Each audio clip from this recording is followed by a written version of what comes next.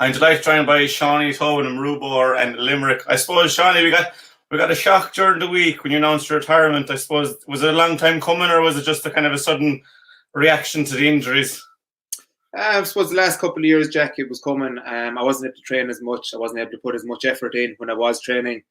And so the enjoyment levels with that went down as well. So it was a matter of just trying to stay fresh, try and do as little training as I could, and try and be as right for the matches as I could. So yes, I suppose over the last couple of years, it was coming for me. And unfortunately, this year, I just decided that enough was enough. And you obviously announced it during the week. Was that just to the public? Did other people know, or was that to everyone just to let them know this is it?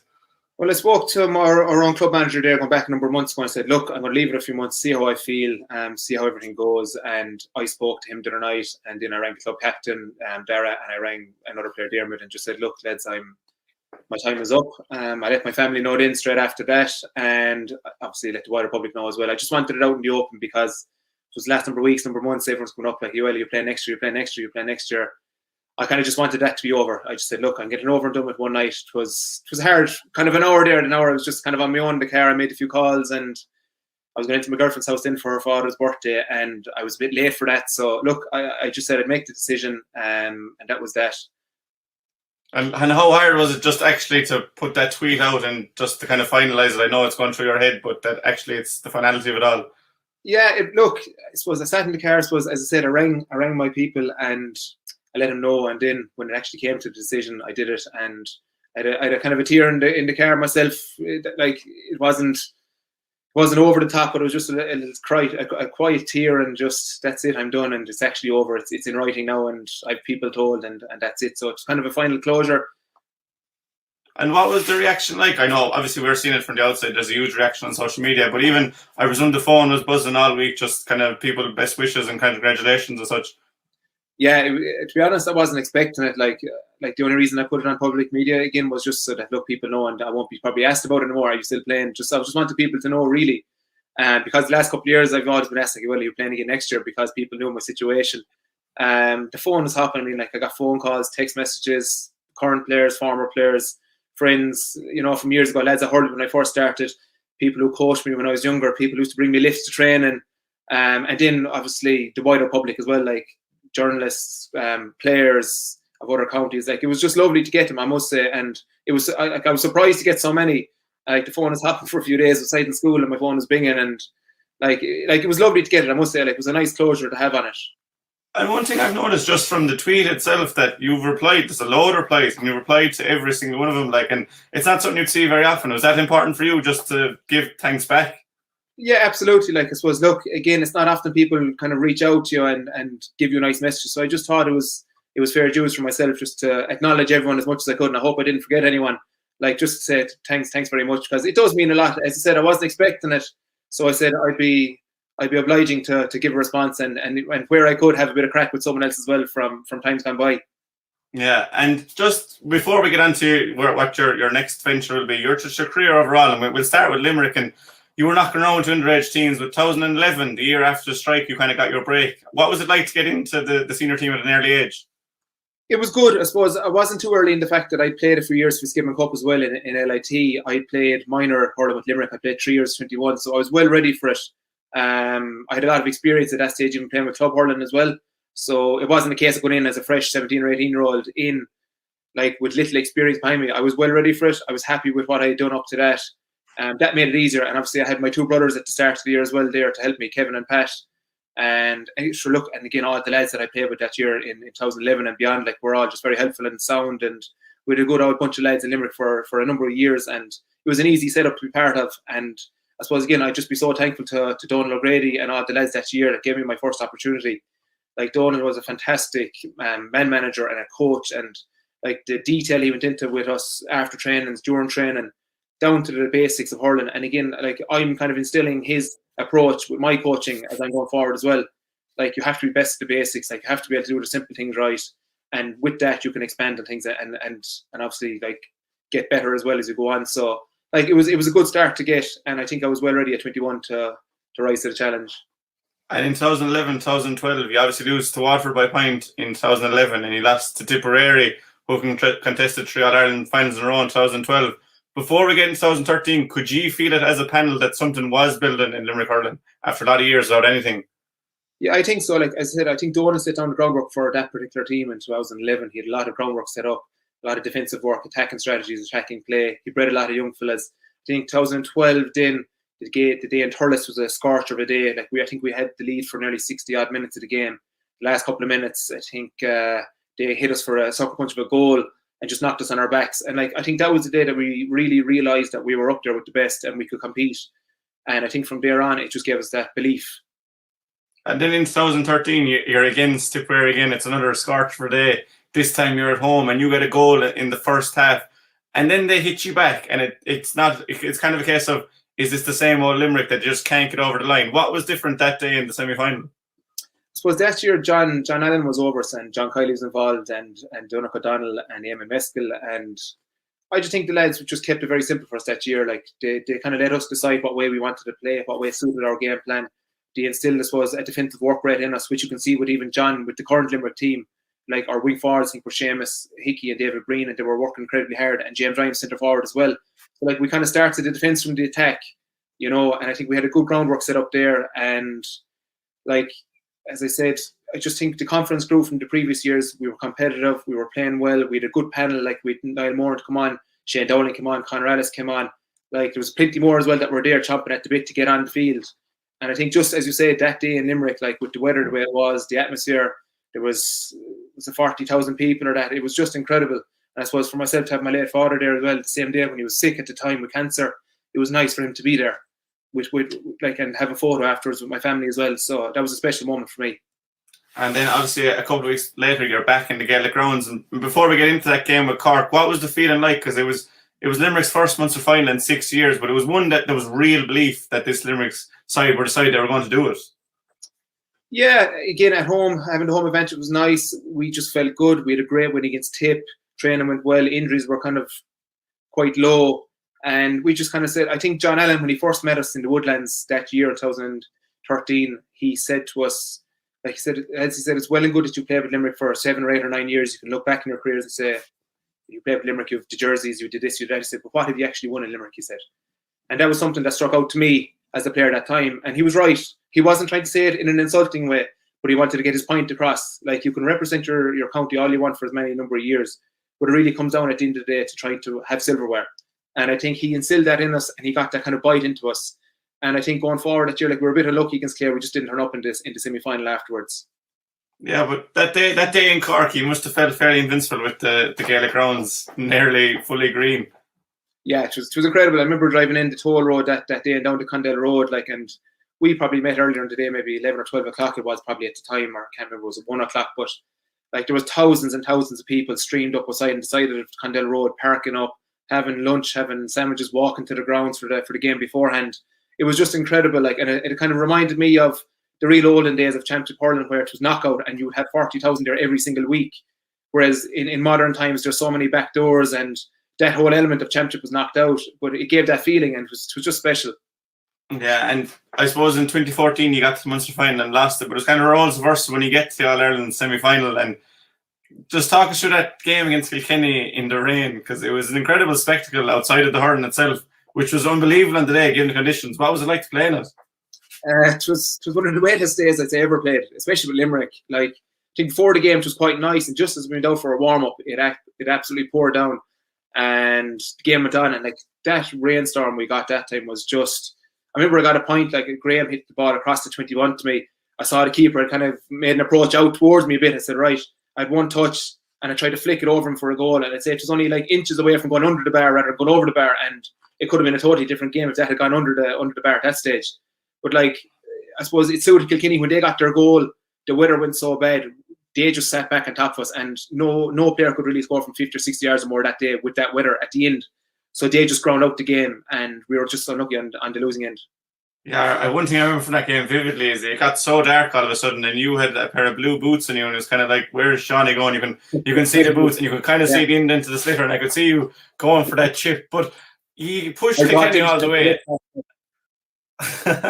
They look faster anyway, but I suppose you'd push Kilkenny all the way. You had won a Munster the year before. There was probably real belief in the side that you could go on all the way. I suppose you weren't the team that ended the famine. Is there any reason for that? I don't think so, really. I think at that time as well, like you mentioned a few minutes ago, like there was a golden generation team, like Tipperary were a 3-in-a-row team, like you'd Kilkenny still there competing. Clare were a very up and coming team. Like Clare had a lot of young lads that time, and they were fresh, they were fit, they were strong, and they had obviously Paul Knirk and Joe O'Connor with them, and you've seen the work that they did with Limerick the first few years as well. So like I think we were up against a very elite bunch of other teams as well. And then look, like only one team can win the Lee McCarthy at the end of the year, and sometimes like sometimes you get to look at the draw, sometimes you don't. I just think we were just a bit unlucky, as well as, suppose, not helping ourselves the other teams well with a couple of decisions as well in games. So yeah, and I suppose then in 2016 you probably as a squad had failed to build on the 2 All-Ireland semi-finals, and then you took the decision yourself to step away from the panel. How difficult was that after giving so many years of service to Limerick? yeah, that was a horrible decision to make. But look, again, as I said to the players at the time, and I said to the management, look, I just wasn't fully committed with what was happening at the time, and a few different things, and there was nothing personal in it. I just said, look, I'm not happy, so if I'm not happy, I'm not going to be there training. I said, because we need everyone pulling together the same way. Like, again, I said, I'm not going to go into it in too much detail. I just wasn't happy with a couple of different things, and I said, nothing personal like that. I just wasn't happy, so I said, I can't be part of a team that I'm not happy in. Like, it was a personal decision, but there was nothing. Like I spoke to a good number of players before it happened, and I just said, look, this is what's happening, and I'm going to slip away, sit here, and that was it. Like, yeah, like it wasn't easy to make, but as I said, it was something I couldn't be part of, something that I felt just wasn't right for me.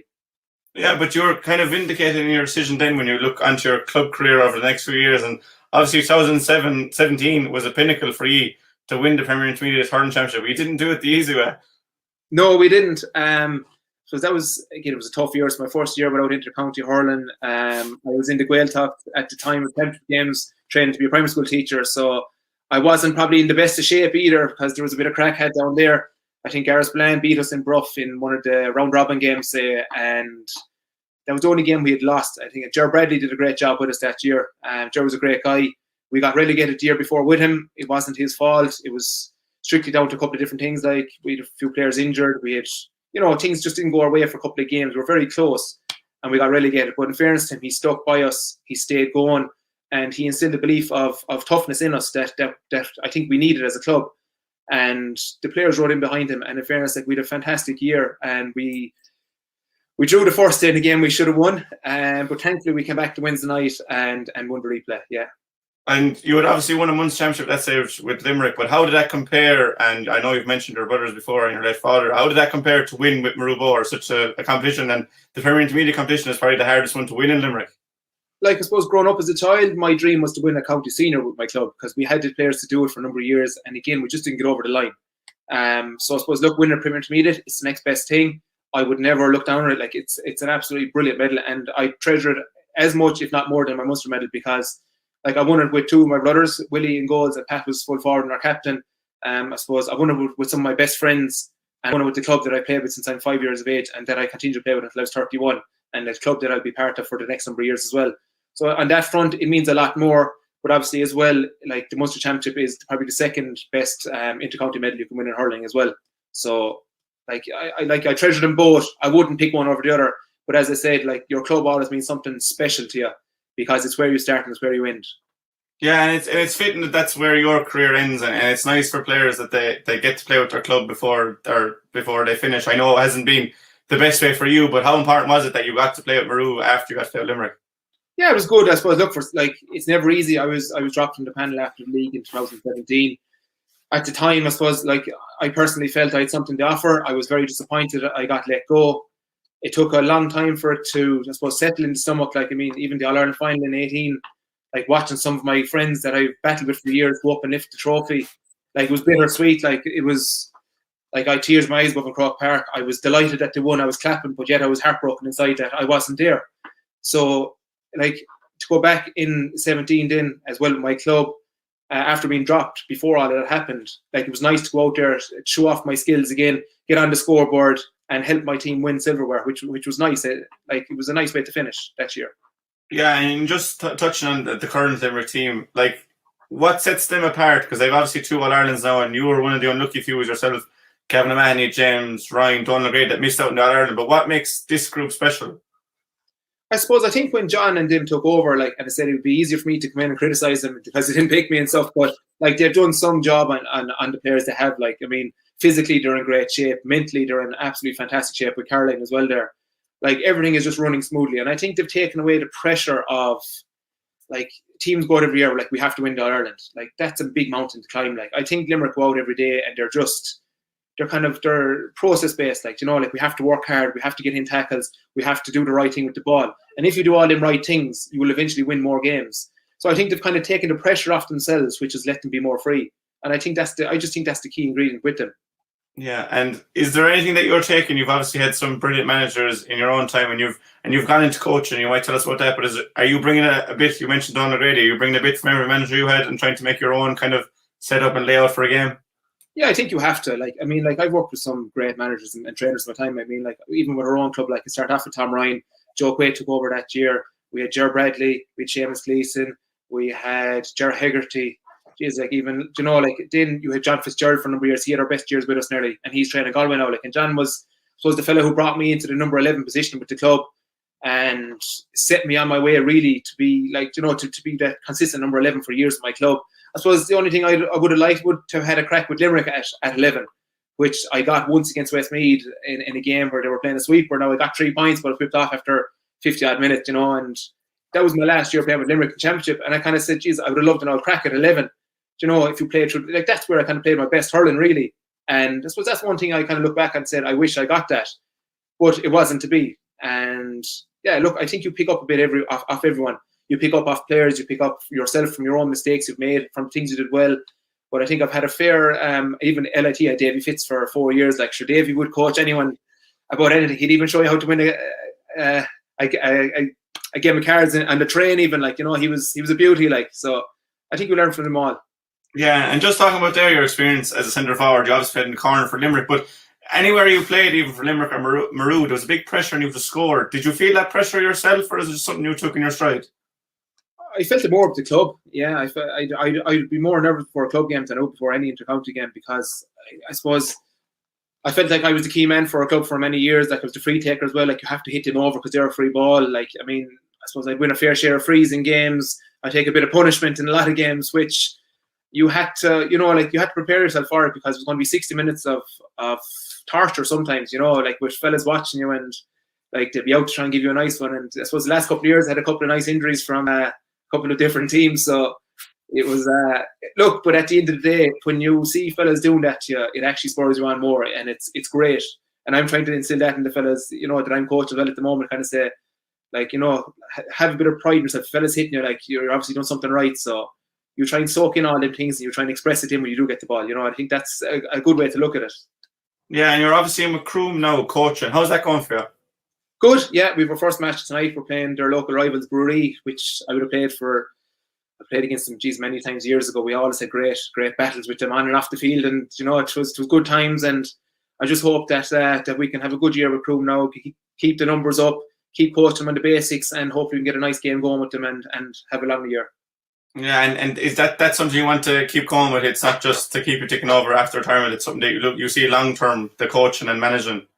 Yeah, I love it. Like, I suppose the last couple of years, I knew I wouldn't be playing for much longer, and I was kind of thinking, will I get involved? And last year, I was lucky enough to get involved with Smith O'Brien's in Clare in the Intermediate Championship. Like, we lost the county semi-final after extra time by only a point, and the week before, we had to play the county quarter-final, and we won after extra time as well. So, like, the boys put in a massive effort that day, and it was a game we probably could have won and probably should have won, but we didn't. Like, it came down to, like, we missed a penalty, and they got a fortuitous goal near the end of normal time, and it was ebbing and flowing both ways, and they just happened to win by a point. But so this year then I got involved with local team in Macroom, and again I must say, like, the boys have started off very well. They're training hard. Like, there's a massive club there in Macroom, and like massive tradition, like great hurlers in the past with all the Cahills, Peter Lawler, Stephen Lucy, you know, like Conor Ellis played with me as well in 13. Like, there's massive players there, and it would be great to get them back up the ranks again, closer to senior hurling if I could. You know, and the best of luck with Macroom. But just before we finish, there's a few questions I just wanted to ask you just from your time, and you can answer from a club aspect and a county aspect, whichever you prefer. But where was your favourite venue to play for either side? Favourite venue was the Gaelic Grounds. It was your home. it was your big pitch in Limerick, like it was your home. And when you were a young fella, you're in primary school, you're playing your East Limerick games there, your Mackey Cup games. Like that was your home from a young age in terms of the big pitch in Limerick. So the Gaelic grounds, yeah. So the Crow Park doesn't compare to the Gaelic grounds? Not really, no. I've had my 2 best days in the Gaelic grounds, and I think that's where you'll always remember, yeah. Yeah, home is where the heart is. I suppose toughest opponent in training for Limerick we'll start with. For Limerick, I would say Tom Condon. For most of it, but I did train against Sean Finn the year I was dropped, and maybe he's the reason I was dropped. He was an absolute beast. Like he's faster than anyone, he's fitter than anyone, he's stronger than anyone. Like he's an absolute tank altogether. Yeah. Well, no one can compare with Sean Finn, but Tom Condon, you didn't have it easy from start to finish. Except Tom had a couple of bruising encounters on occasions, but yeah, all good after that. Yeah. And then in the club game, who's the toughest opponent you come up against in the Limerick Championship? In the Limerick Championship, or can anyone keep up with you in the Limerick Championship? I used to find, I think who I played more than months now as well. So if you can't think, it could be Sean Finn or Tom Condon again. No, I never played him in Championship. Jeez, I don't know. Would it be Dermot Burns? Even for a while, he was tough enough to mark. He was tough, like you wouldn't get an easy ball off him. So, we'd say Burnsy for now. But again, it was only a couple of occasions we'd have played. But yeah. I suppose favourite game for club and county. I suppose it's fairly obvious you've mentioned 2 earlier, but yeah, the club game would be, I suppose, the 2 county finals. Like they were both special. Like even though we didn't win the first stage, it was our first county final together as that team, and it was my first county final, I suppose, Premier Intermediate. Like that would be them 2 the games. Like, and obviously, even in fairness, like we played on the Sunday again in the Munster quarterfinal against Kilmaley, and like that was unreal as well to go out to Cusack Park and Ennis with your club in a Munster Championship game. Like, and again, we lost after extra time by a point, and we had a goal chance with a couple of minutes ago, and we didn't take it. So, like that game could have been won as well, and that would have been a hectic 7 days of county final, county replay, and Munster quarter final, and we lost by a point again. Like so, I think them 3 days for the club were special, and for Limerick, yeah, I think like the Munster final, it has to be there. Like even the semi-final, I suppose, getting a goal against Tip in the Munster Championship was special, and that's kind of set us on our way in that game as well. And I think them 2 days were special for us. Yeah. And I suppose the best player you played against, so not necessarily you might have to have marked him, but the best player you shared the field with for the county. Against him, is it? Yeah. There's a few there. Like we supposed to play Kilkenny in 2012 as well, and King Henry was playing. Like so, Henry was something special. TJ Reid, like Richie Hogan was one of my, I suppose, idols growing up as well. He was a couple of years older than me, but he was just class as well. Like so, I think those 3 like would be up there. And just on them, you're as a forward, like, do you find yourself standing back and watching them when at the other end of the field if the ball is way away from you, or can you get that distracted in the game? You wouldn't really. Sometimes, like after the match, like you wouldn't really even know who scored for them, or you'd be so engrossed nearly in just concentrating your own game and saying, like, even trying to, like, if something went wrong, you might be trying to get it right in your own head, like for the next ball to make sure it's right. So a lot of times we pass you by, like a lot of it's far down the field because you're 100 yards away, or that for 100 meters away from fellas. So like. You wouldn't. Sometimes you would. Other times you would. Like you know who it was, but yeah. And I suppose finally the best player you played with, so it could be a club, county, or just the best player you played with on a team. Well, I suppose I split into 2. I suppose the best club player I played with would be my brother Kevin. Like, and Pat mightn't be happy, or Willie mightn't be happy, but Kevin, I suppose, Kevin wasn't too dissimilar to myself. Like Kevin would have played wing back, centre back, midfield, centre forward, wing forward, full forward, corner forward, all throughout his career. He would have been the free taker for years, sideline cuts, left side, right side. If he didn't play well for Maru Boher, generally we wouldn't have played well, which was a big thing, So I'd look on him in terms of the club, and with the county, the best player I played with. Again, it's hard. I mean, like the likes of Wayne Mack, like he'd throw everything. Gavin Mann, he was a lovely hurler. Stephen Walsh in the corner, I got on great with Walsh. Like I loved what he did in there. Nicky Quaid, like I met Nicky a week or 2 ago. Like I've never seen Nicky Quaid make a mistake. Like goalies don't get the credit that they deserve. But like if I was to say on consistency alone, Nicky Quaid would probably be the best player I play with, because I can't remember him making a mistake in a championship game. Like a puck out is fine, a couple of them can happen, but the man has never made a mistake like of note. And I think in 18 it just showed his skill set, like with that block on Seamus Harnedy, like that won Limerick the All Ireland that year. Like, and I just think like goalies don't get the credit that they deserve, and I think he deserves that. Yeah, he does, and he was definitely long overdue an All-Star. So it's nice to hear someone give Nicky that credit he deserves. Yeah. Like it's just not seen that goalies get the same credit. Like, and that's their position on the field. And if they let in a ball into the back of the net, all the work off field could be over. And Nicky doesn't do that. That's a nice way to finish it. But for you anyway, Seanie, it was an absolute pleasure to watch you throughout your career. It was unfortunate the way it ended, but you have your club medal and you have your county medal, two of the finest medals you can get.